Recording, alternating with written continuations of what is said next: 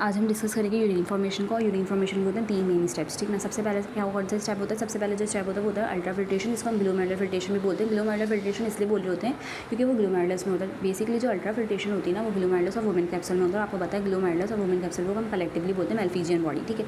और मेल्फिजियन बॉडी आपको ये भी पता होगा कि नेफ्रॉन का इनिशियल पार्ट होता है जिसको हम रीनल कॉर्पस्कल बोलते हैं।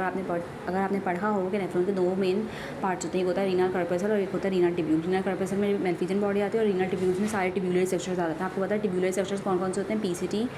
पीसीटी होता है, लुकोफेनी होता है, डीसीटी होता है, कलेक्टिंग डक्ट होता है। इन शॉर्ट हम यूरिन फॉर्मेशन डिस्कस करें तो यूरिन फॉर्मेशन में जो फर्स्ट स्टेप है विच इज़ अल्ट्रा फिल्ट्रेशन, ये वुमेन कैप्सूल्स में होता है और ग्लोमेरुलस में होता है। मतलब कि अंडर हाई प्रेशर क्या होता है कि ब्लड आता है और यहाँ पे क्या नाम है, ब्लड की प्योरीफिकेशन हो गई होती है। ब्लड प्योरीफिकेशन यहीं से स्टार्ट होती है। जैसे कि नेफ्रॉन का काम है ब्लड को फिल्टर करना, ठीक है, और यूरिन की फॉर्मेशन करना, तो बस हम यूरिन की फॉर्मेशन करेंगे खून को साफ करके, ठीक है।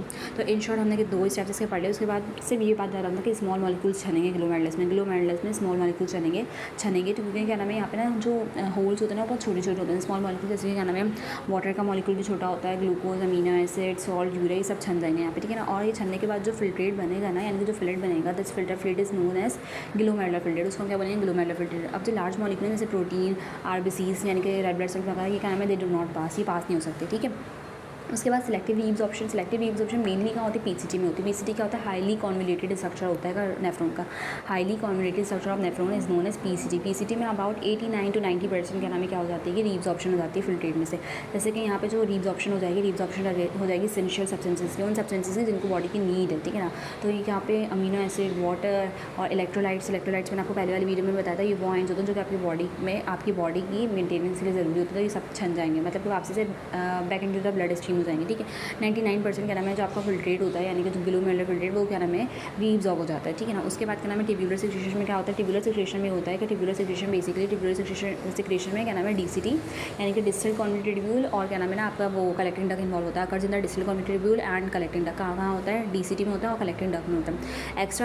जो एक्स्ट्रा वेस्ट होता है ना, वो क्या नाम है ना, फिल्ट्रेट में डाल देते हैं। जो एक्स्ट्रा वेस्ट मटीरियल होता है उसको हम फिल्ट्रेट में डाल देते हैं। ब्लड से हम एक्स्ट्रा वेस्ट को उठाते हैं और फिल्ट्रेट में वापस डाल देते हैं, क्योंकि आपको पता है फिल्ट्रेट तो बाद में में यूरिन बन के बॉडी से एक्सक्रीट ही होगा।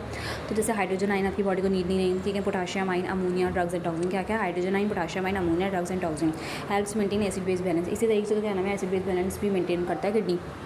This step ensure complete removal of waste, ठीक है ना। अब फाइनल यूरिन की फॉर्मेशन होगी। फाइनल प्रोडक्ट क्या है? फाइनल प्रोडक्ट तो यूरिन ही है। After all 3 steps the fluid in the collecting duct becomes urine, ठीक है। अब ना कलेक्टिंग डक्ट क्या होता है, जब डीसीटी बहुत सारी जगह जाके मिल जाता है ना, बहुत सारे डीसीटी एक ही जगह जाके मिल जाता है, जिसको हम बोलते हैं कलेक्टिंग डक्ट। कलेक्टिंग डक्ट में final product which is urine, वो जाकर जमा हो जाता है, जो जिसमें क्या नाम है, यूरिया होता है, एक्सेस सॉल्ट होते हैं, वाटर होता है, टॉक्सिन होता है। It move to the ureter, अब वो यूरेटर में जाएगा, ठीक है ना। कलेक्टिंग डक्ट से ना रीनल पेल्विस निकलता है और रीनल पेल्विस से यूरेटर ओरिजिनेट होते हैं। तो वो क्या नाम है, यूरेटर से क्या नाम है, यूरेटर रिसीव करता है यूरिन को, फिर वो ब्लैडर में लेके जाएगा जो कि मस्कुलर बैक होता है, जो कि यूरिन को स्टोर कर रहता है, और फिर यूरेथ्रा से वो outside of the body release हो जाता है।